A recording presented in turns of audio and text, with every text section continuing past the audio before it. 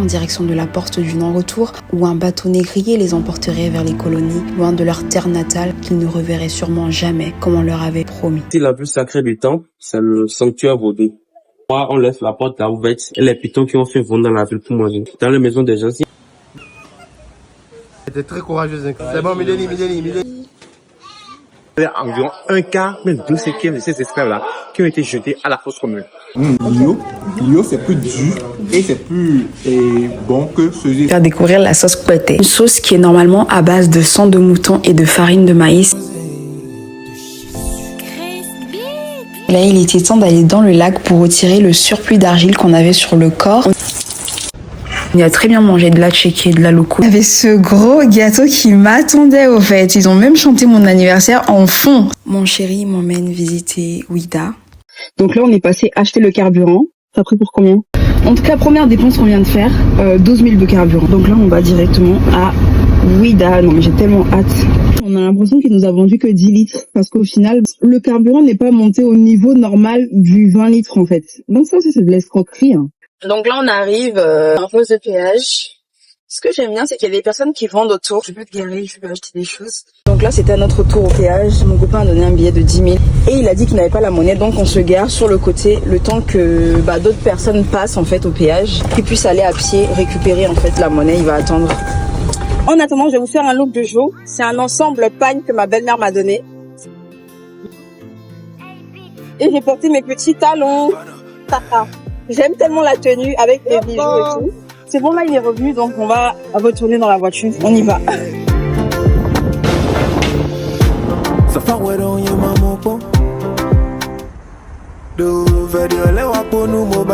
Quand je vois les enfants dehors en train de s'amuser comme ça me rappelle moi-même quand j'étais en Côte d'Ivoire avec ma grande sœur. Toute petite, on se baladait dans les rues et tout en train de jouer. Ça me rappelle des beaux souvenirs quand même. Parle au temple des pitons l'année. Merci. Merci. Lorsque nous sommes arrivés au temple des pitons, nous avons dû nous laver les mains justement pour ne pas troubler les pitons avec des odeurs étrangères au cas où on aurait du contact avec eux parce qu'ils ont l'odorat très sensible et une peau très fragile. Dans la langue fon, le dangwe signifie le python. Là, on a en jaune le dangwe pon qui signifie le python mâle et ici en bleu, comme nous l'expliquait le guide, le dangwe dre qui signifie le python femelle.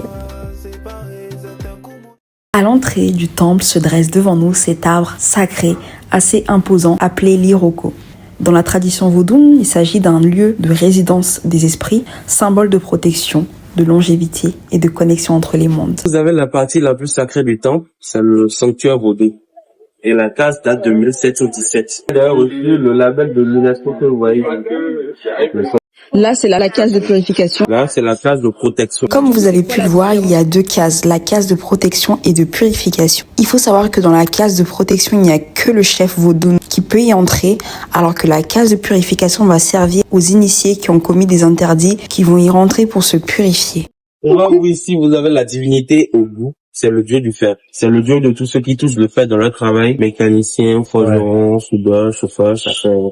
Ce dieu provoquerait la mort d'une personne par accident si cette dernière lui donnait comme sacrifice du piment, de l'alcool ou encore de la poudre à canon. Cette porte que vous voyez est la porte du temple des pitons qui réunit une cinquantaine voire une centaine de pitons, comme le témoigne le guide. Il y a combien de pitons là? À l'intérieur, il y a plus d'une cinquantaine, même plus de 100, je dois dire. Donc la nuit, une fois par mois, on laisse la porte là ouverte et les pitons qui ont fait vont dans la ville pour manger. Dans les maisons des gens, il y en a qu'on trouve sous les lits, au niveau des oreilles, dans la cuisine. Ils en ont même ramené. On en ramène chaque jour. Même aujourd'hui. Là, nous avons retiré nos chaussures afin de pouvoir pénétrer le temple. Dans ce temple, on découvre de magnifiques peintures murales. Et il y a également pas mal de pitons. On voit les pitons en train de s'abreuver. Et d'ailleurs, cette même eau est utilisée comme une source de purification des mains afin de pouvoir déposer une offrande et confier à l'esprit du lieu un vœu. Toujours tourné vers le bien, car dans le sacré vaudou, aucune intention sombre ne pourrait aboutir contre un tiers. Nous sommes sortis du temple et il était temps pour nous de vaincre notre phobie des serpents. Donc j'étais tellement effrayée à la vue du serpent, mais j'ai quand même réussi.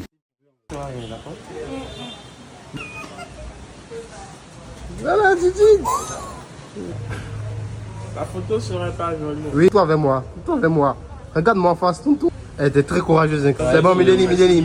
On venait de finir la première visite au temple et on voulait passer acheter des arts. Je demande bien évidemment le prix et que fut ma surprise lorsqu'on me dit qu'une toute petite statuette coûterait 25 000. C'est clairement de l'arnaque, j'ai laissé et on est parti. On va au marché des esclaves. Au marché des esclaves. Appelé encore la place de la vente aux enchères. Le nom de la place, Tchatia. Et là, vous aurez l'historicité. Et vous allez voir, c'était des immeubles qui sont compris de ces esclavages. Voici actuellement sur la place des esclaves, un lieu où chaque pas témoigne du lourd parcours des esclaves vers l'inconnu.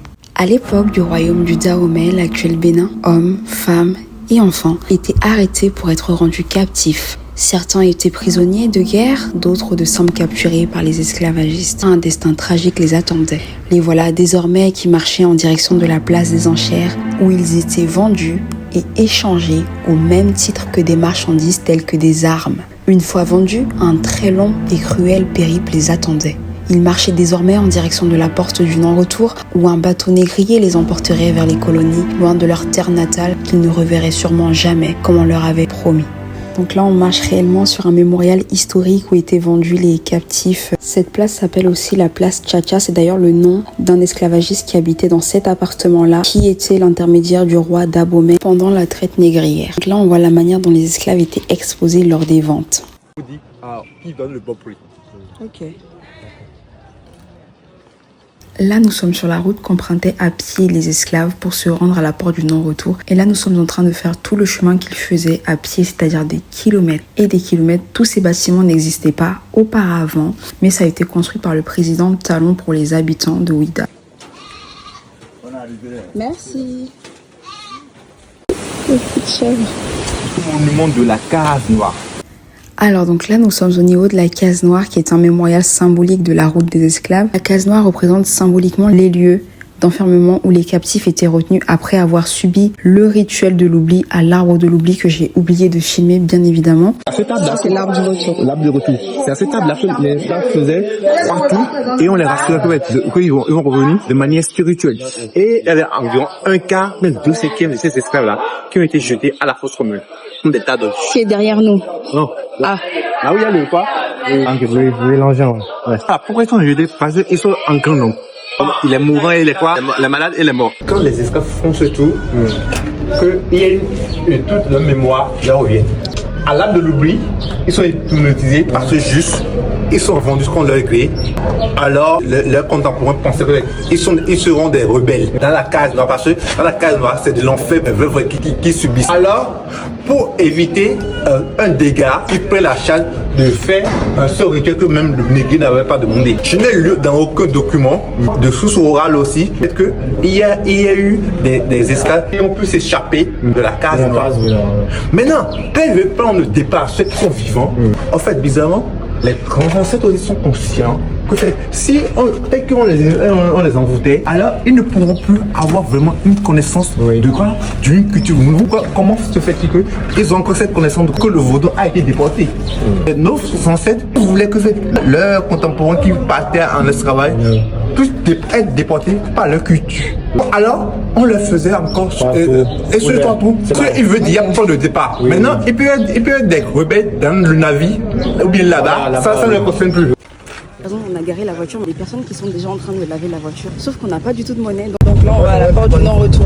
Et ici, ils sont en train d'entrer comme ça dans le village Djegbagi. Quand on dit Djegbagi, ça veut dire le bas salé. Nous sommes à la porte du non-retour. Arrivés ici, face à l'océan, certains captifs ont choisi de mourir sur leur terre natale, effrayés par cette mer inconnue pour la plupart, brisés par ce qu'ils avaient déjà vécu pour d'autres. Ils préféraient la mort à l'horreur d'une traversée de plus. Pour beaucoup, le périple s'arrêtait là avant même de monter à bord. Sur le mémorial de la porte du non-retour, on perçoit les silhouettes s'éloigner de l'arbre du retour, ce qui représente le dernier lien spirituel des esclaves avec leur terre natale au moment de franchir l'océan. Alors que celui qui n'est pas libre ne peut jamais exister. Nous aussi, nous ne pouvons pas faire quelque chose pour faire développer l'Afrique, que eux autres, ils n'ont pas eu cette chance d'être libres. Mais nous, on avons cette chance. Mais il faut maintenant avancer. On va aller chercher à manger. Là, on a pris de l'akassa, de l'io, accompagné de viande et d'une petite sauce piment. Avec de la sauce tomate. C'est quoi comme sauce? Sauce piment, c'est ça? Une sauce. L'io, c'est plus dur et c'est plus bon que celui. Ils font ça la veille. Oui, ils font ça la veille. L'akassa, c'est du jour.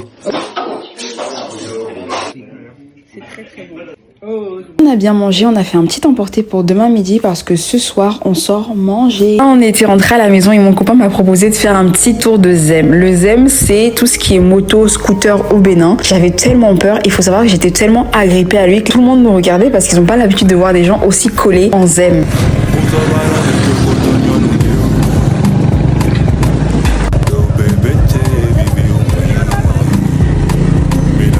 Après ça, on est rentré, on s'est changé parce qu'on était invité par le beau-frère de mon copain au Piment Rouge, qui est un restaurant ivoirien à Cotonou. On y a très bien mangé de la tchéké, de la loco, du poisson braisé fait au barbecue. Tout était tellement bon, on s'est régalé. Après ça, on a pris la route pour rentrer. Et je m'attendais pas, mais les parents de mon copain m'ont organisé mon anniversaire. Et lorsqu'on est arrivé à la maison, il y avait ce gros gâteau qui m'attendait au fait. Ils ont même chanté mon anniversaire en fond, s'il vous plaît.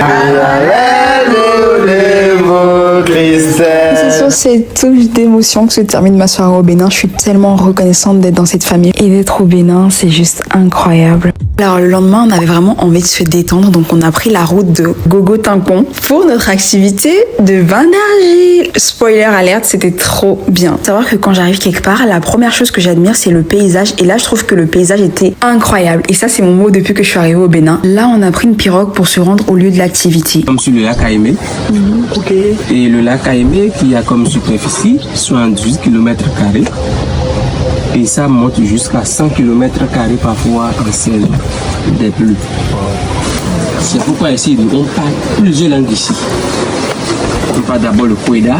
Là, nous sommes arrivés au lieu de l'activité, donc on avait trop hâte de faire notre petit bain thérapeutique. Mais avant ça, on a vraiment admiré la vue, on s'est posé. On avait un petit coco offert, donc on a bu le petit jus de coco, on a dégusté la chair du coco, on s'est posé, c'était trop bien. Chris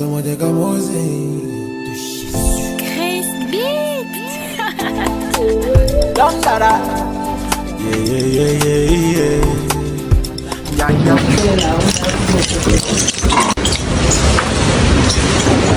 On s'est mis en maillot de bain parce qu'il était temps pour nous d'appliquer l'argile sur tout le corps. Et là, la dame était en train de vraiment me mettre de l'argile partout sur le corps. C'était un peu froid, mais après, on a pu aller se mettre au soleil. Poser sur des petits sièges au soleil pour que l'argile puisse sécher, tout en admirant cette belle vue. Et j'étais tellement détendue. Après le passage au soleil, il était temps d'aller dans le lac pour retirer le surplus d'argile qu'on avait sur le corps. On a profité pour toucher un peu à tout, la balançoire, le radeau. En tout cas, on s'est vraiment bien amusé avant d'aller prendre une petite vraie douche. J'en ai trouvé une autre. Attends, mais je trouve un papier là. Est-ce que c'est de l'argent? Attends, c'est bon. Tata.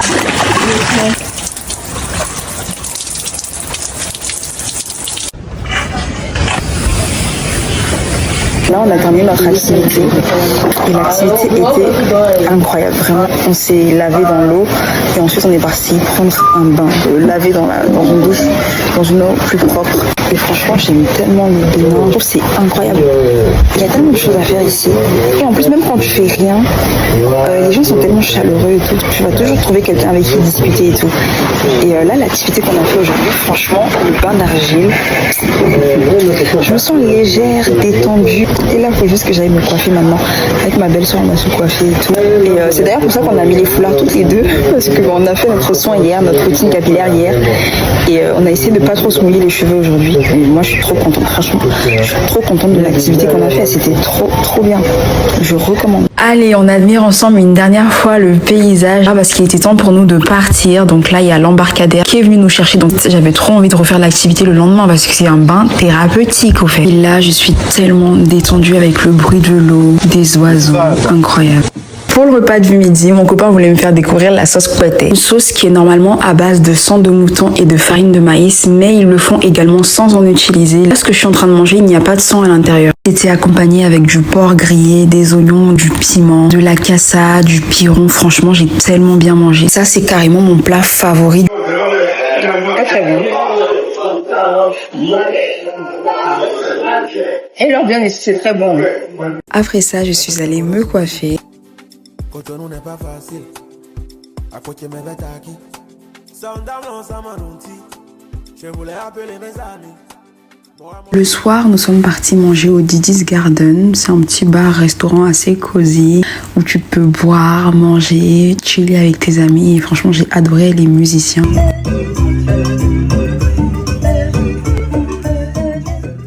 Et mes amours, avant de manger, j'ai pu échanger avec Vano Baby. C'est l'un des meilleurs artistes béninois selon moi. Je suis si fan de sa musique et après ça, on a commandé à manger. On avait trop faim. Ivoirienne que je suis, j'ai commandé de l'atchéké avec du poisson brisé et de l'aloco. La seule chose que je peux ajouter, c'est que la salade n'a rien à faire avec l'atchéké. Il faut le mettre dans un petit bol à part. À part ça, c'était très bon. On a très bien mangé et c'est comme ça que s'est terminée notre petite soirée. J'ai trop adoré. Là, c'est notre avant-dernier jour à Cotonou. On a fait un grand barbecue en journée, on a bien mangé. Le soir, on a terminé au Code Bar pour profiter au maximum de notre dernière soirée.